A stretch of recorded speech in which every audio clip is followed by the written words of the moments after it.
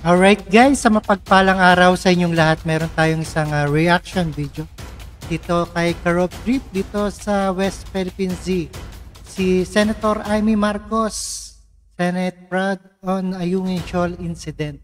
Senator Amy Marcos wants the Senate conduct an inquiry into what happened in Ayungin Shoal on last June 17, which result injuries to the Navy personnel. And without further ado, let's do watch guys. Alright, let's get it on.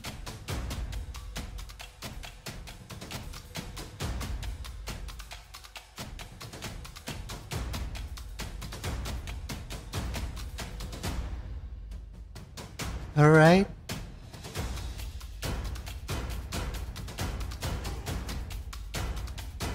Inipit ng dalawang steel hull boat ng China ang rigid hull inflatable boat na June 17, Monday. ang Philippine Navy.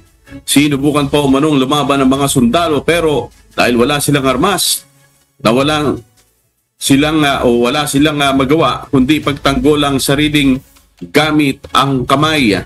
Ito rin ang unang pagkakataon na nakaengkwentro ng mga sundalo ang mga Chinese na may mga bolo, sibat, kutsilyo at ibang matutulis na bagay at binabantaan ang mga sundalong Pilipino.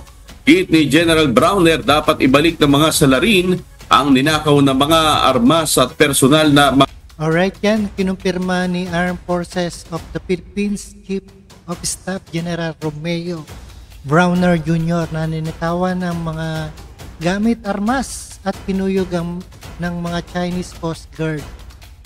Ayan, panoorin po natin guys.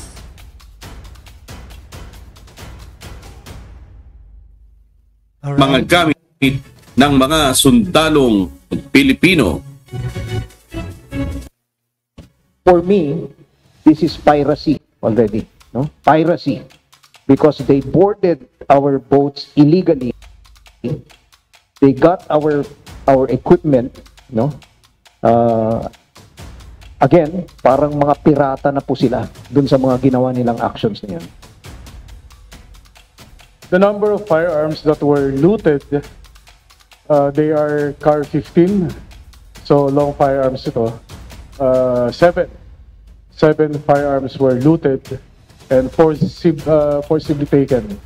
Meaning, nandun sa bag kasi yung mga yan, binuhat nila. Initially, they destroyed the communication equipment, the outboard motor, sinira nila yon, then other navigational equipment, and they even took the personal cell phones of our personnel. We saw in the video how the Chinese even, no, threatened our personnel by pointing their knives at our personnel. Despite this, lumaban po yung ating mga sundalo, no? Lumaban po with their bare hands, no? With their bare hands. Makikita nyo po, tinutulak nila yung brief ng Chinese Coast Guard palabas, no? Palayo. They were preventing the Chinese Coast Guard from hitting them. Alright guys, napanood po natin at napakinggan dito sa ating bagong update sa Ayungin Shoal. At ito na nga ang nangyari. Alright guys, at ito ay isang personnel ng mga tauhan ng Philippine Navy na lulan ng motorboat na nagsagawa sa ROAR mission ng BRP Sierra Madre sa Ayungin Shoal nitong Lunes, June 17. At maraming salamat at antabayanan po natin ang pangyayari dito sa Ayungin Shoal sa West Philippine Sea. And maraming salamat sa inyong lahat and peace out.